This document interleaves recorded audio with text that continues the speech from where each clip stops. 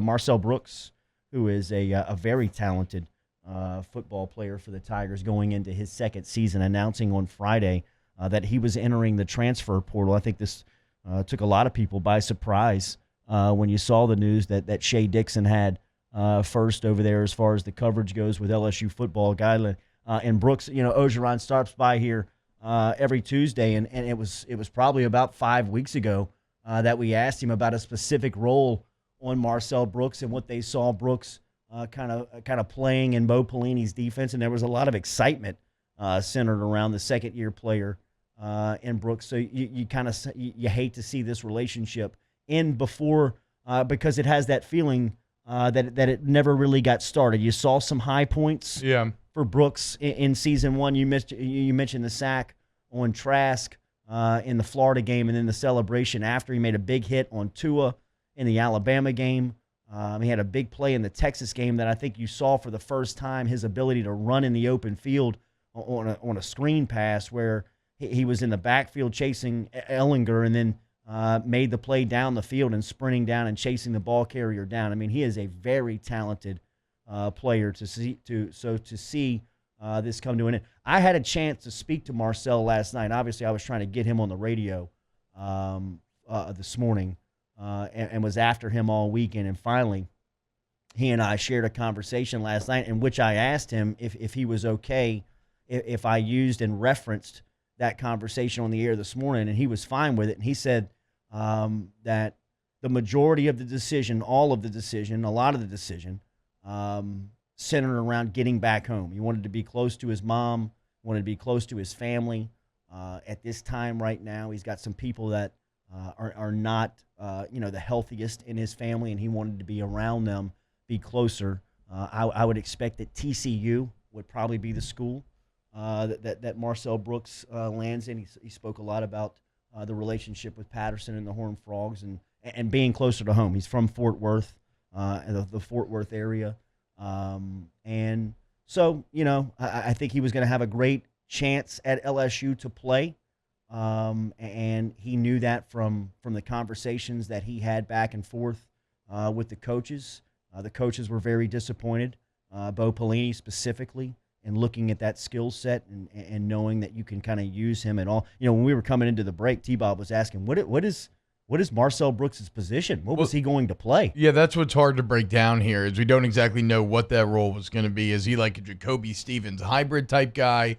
Do you make him more of a pure pass rusher where you give him a very vertical slice of the playbook like you did last season? He's playing linebacker. Like his skill set and talent level is very versatile. And so although it's not 100% clear as to the direct impact, Jordy, that he's going to have on the depth chart, this is not like losing a left tackle where you're like, okay, who's the next left tackle on the list?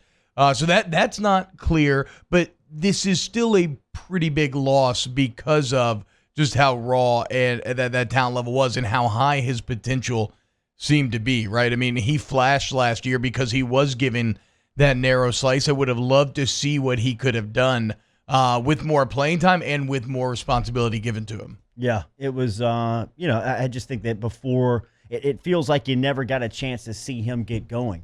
And you knew from a highlight tape status, I mean, when you just looked at the highlights of last year's recruiting class, and Brooks was only one of a couple of 5-stars. Obviously, Stingley was in that class, but Brooks, his highlight film was as impressive a highlight film that, man, I hate to speak in hyperbole in this business because, as soon as you say that's the best I've ever seen, something happens 10 minutes later. But, I mean, as far as having an impact on both sides of the ball at a big-time level in Texas high school football, he was – I mean, his ability to run and his athleticism, and you saw it in just the small sample size here in his first season in Baton Rouge. He's an NFL talent. Yeah, for sure. I'm not saying he will make the NFL. He could arguably be a first-round talent. But, yeah, he's an NFL talent, and you don't ever get better losing an NFL talent. So that is disappointing for LSU. But, hey, it's the reality of college football. There's always attrition, and sometimes it happens to some of your more talented players, and there's no excuses. You just have to, very cliche, just keep pushing on and try to figure it out with the next man up. Although, again, is not exactly clear what the next man up or who the next man up is in this situation, given we don't really know exactly where he was going to fit in on that field. Yeah, I don't know if LSU can answer that question. Really? I mean, Pelini just saw him on the field 3 times in spring practices. You got some film on him.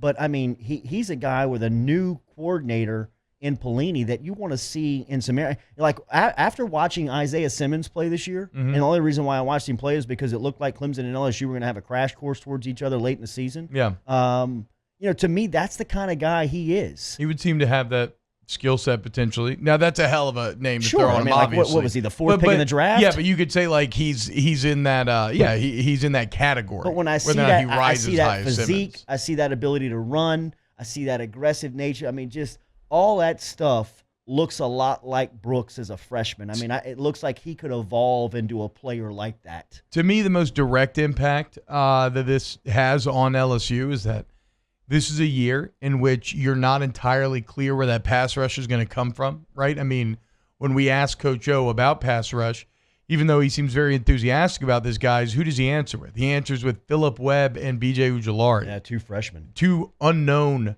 freshmen, right? 2 completely unproven commodities. If nothing else, you had evidence that in big-time situations, big-time games, Marcel Brooks could rush the passer, and you would have absolutely used him in that same way on top of whatever other responsibilities he had this season, and now that's out the window. So, again, you are back to relying on some unknown entities in terms of generating pass rush, which is obviously one of the most important parts of modern football.